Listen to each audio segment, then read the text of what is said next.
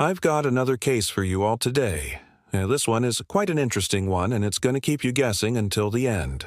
And this case takes us to Ohio in 1981.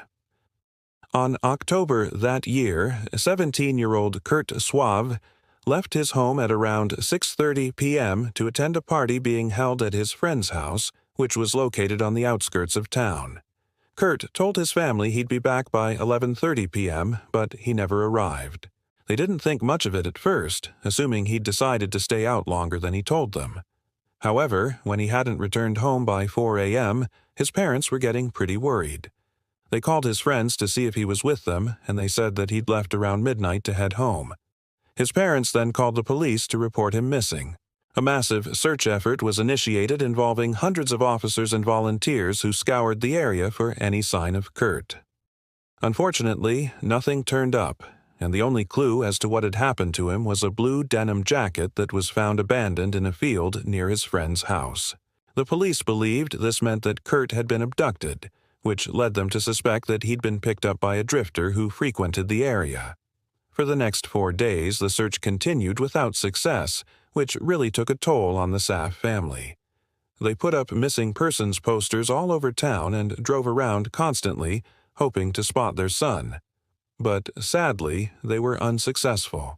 On October, 5 days after Kurt went missing, his body was discovered in a 30-foot ravine off State Route 542, not too far from where the denim jacket had been found.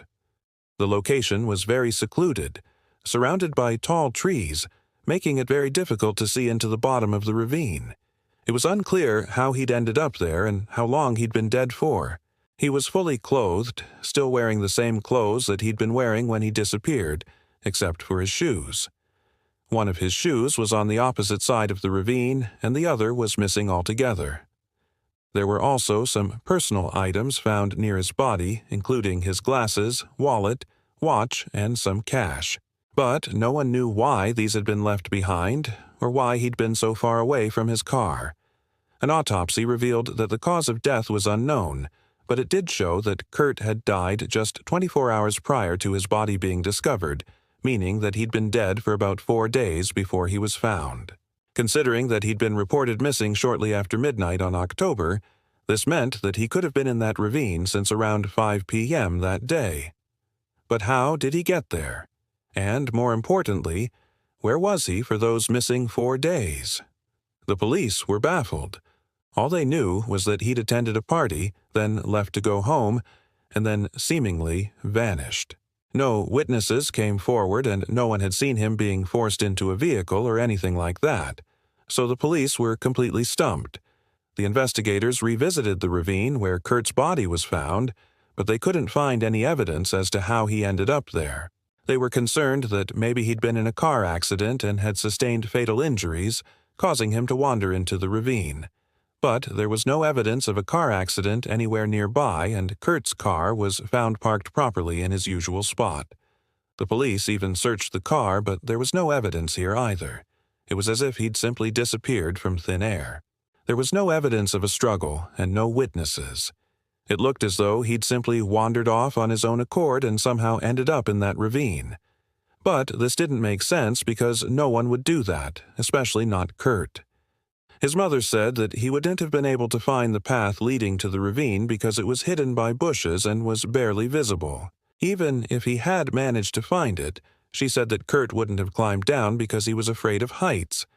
And finally, if he had managed to climb down, he wouldn't have been able to walk across the ravine as there was a sheer drop on one side and a pile of rocks on the other.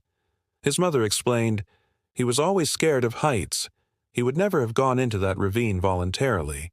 His father added, "There is no way he would have climbed down that hill. If he accidentally fell and hurt himself, he would have tried to climb back up." So if Kurt didn't climb down the ravine of his own accord, then he must have been pushed or coerced into doing so. But who would have done this and why?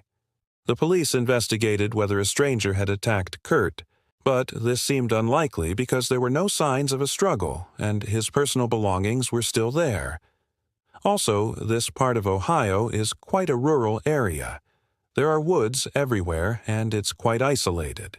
So if a drifter had kidnapped Kurt, It would have been very easy for them to dispose of his body without anyone seeing them.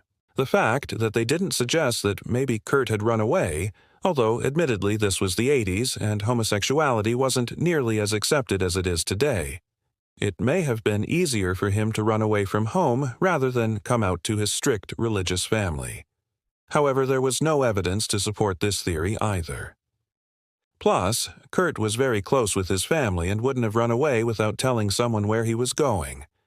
The case remained unsolved, and to this day it's still a mystery how Kurt ended up in that ravine. The police believe that he may have been pushed or fallen, but nobody knows for sure. What do you think happened to him? Let me know your thoughts in the comments below.